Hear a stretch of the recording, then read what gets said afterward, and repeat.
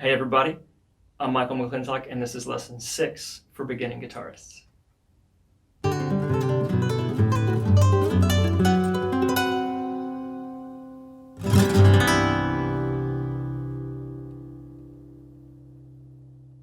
So today I'm going to add in a few more chords and do a large recap. So I want to jump right into it, and I've got some notes below me because I want to make sure I try to take care of everything we've talked about so far.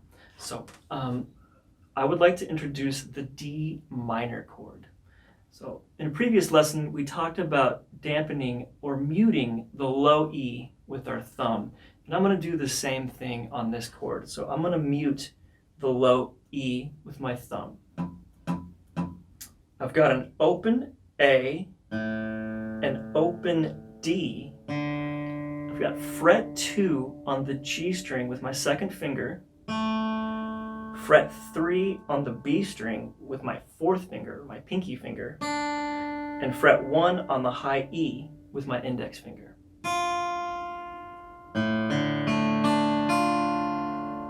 That's your D minor chord. Next, I'd like to introduce C7. I'm going to do the same thing where I'm taking my thumb and I'm reaching over and dampening or muting the low E. So low E is dampened, and I've got fret 3 on the A string with my third finger, fret 2 on the D string with my second finger, fret 3 on the G string with my fourth finger, my pinky finger, and fret 1 on the B string with my index finger and an open high E. And this chord is very similar to the C chord. We're just adding the pinky finger to the G string at fret 3. So by now we should be really comfortable with our C chord, and we just need to add our pinky to fret 3 on the G string. So C, C7, C, and C7. And now for our G7 chord. We've got fret 3 on the E with our third finger, fret 2 on the A with our second finger, open D, open G, open B, and fret 1 on the high E with our first finger. Now I always really like to try to find similarities in chords. For example, E and A minor. They're the exact same shape, but just moved down. For me, C and G7 are the exact same shape, just expanded the other direction. So C, which we all know by now, hopefully, is very, very similar to G7. And so again, we've got fret 3 on the low E with the third finger, fret 2 on the A with the second finger, open D, open G, open B, and fret 1 on the high E. And that's G7. And last but not least, the B7 chord. So I'm reaching over with my thumb and I'm dampening or muting the low E.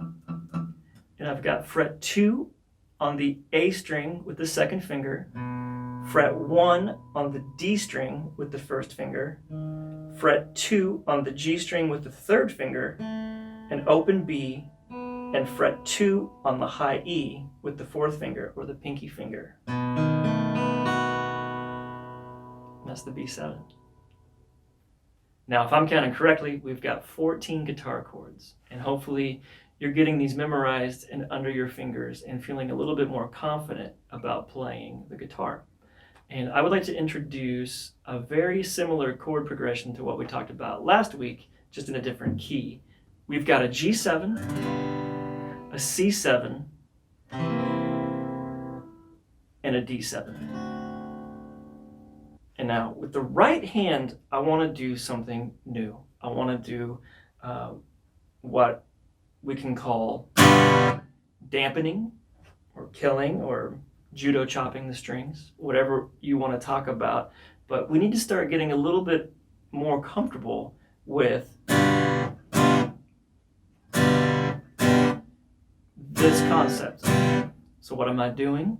I've got a G7 chord and I'm doing a down strum. I'm releasing all of my fingers at the same time on the left hand, while gently putting the palm of my right hand across all 6 strings. And this is going to feel a little awkward at first, just like everything else, but with time it gets more comfortable. So I'm doing a down strum, and I'm turning the hand, and I'm placing the palm on all the strings, just like that. Hopefully you can see that. So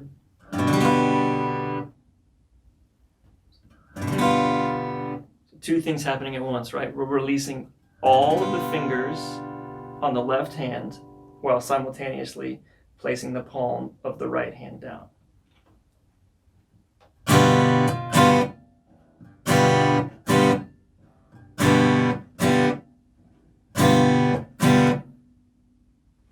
Now with the strumming pattern, we can play G7 going to C7, back to G7, back to G7, and then to D7, and again on D7. It's just kind of a little bluesy variation type song that's is fun to play, but more importantly, I want to get the killing motion, right? The dampening motion of the right hand palm. So. And I'm not afraid to hit the guitar. You can hear.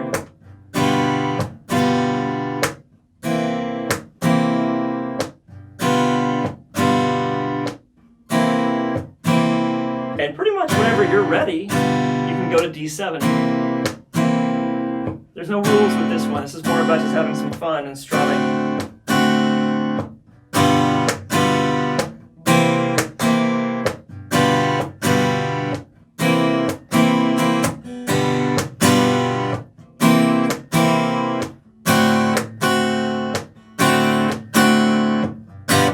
So for a rather large recap, and forgive me for looking at my notes, but I want to make sure that I get everything that we've talked about.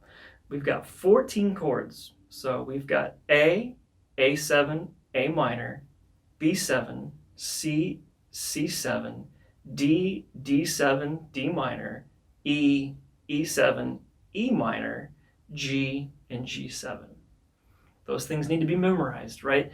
We need to not have any awkward motion going between any of these chords. So, music is about being creative, and I don't really want to put a whole lot of restrictions on anybody right now. So I've given you a couple of chord progressions that sound nice, but I challenge you to pick 2 chords or pick 4 chords or pick all 14 chords and put them together in any way that you enjoy. Start creating some music, right? So we've talked a little bit about left hand technique. It's trying to stay on the fingertips as much as possible and just trying to get a good, clear sound. We have talked about 2 things, using the thumb to play and using a pick to play. But I would like to definitely gravitate more towards the guitar pick. So with the guitar pick, to check that we're getting a good sound, we're just pushing down and through the strings. So for the low E, I'm pushing down and through, and I'm resting on the next string, which is the A.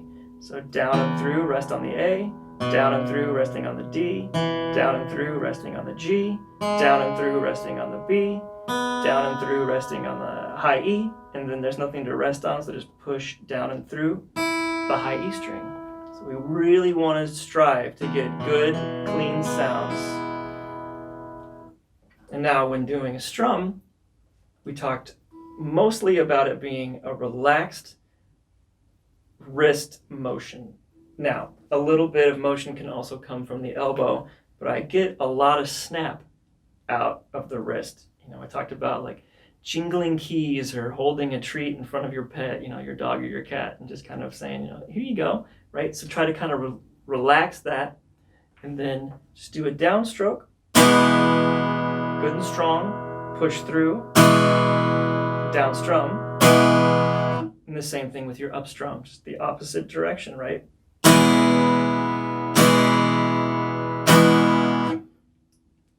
One of the strumming patterns we talked about was down, down, up, down, down, up, down, down, up, down. Another strumming pattern we talked about was down, down, up, down, down, up, down, up. And then our third pattern we talked about was the one where we do the muting, right? Or the chopping of the guitar. Down,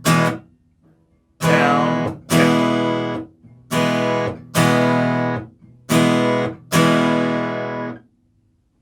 So we just want to start combining all these things. If we need to go back to previous lessons, by all means, absolutely do. But we've got 14 chords. We've got the strings, the frets, the fingers. Hopefully by now everything's coming together and we're not struggling so much about putting the chord progressions that have been taught so far together. And now just be creative, have a little fun. Pick 2 chords, pick 4 chords, whatever you want, and experiment with them. You know, we can do E minor to D minor. And just hear how they sound. Or we could do G to D minor. Maybe that sounds a little bit, maybe that sounds a little nicer. I don't know. It's up to you. So this is where you get to start being creative. So just try to, like I said, put all this stuff together, get comfortable with it, get it to flow, and we're going to proceed into lesson 7 next Thursday. So stay well, stay healthy, and I'll see you all very soon.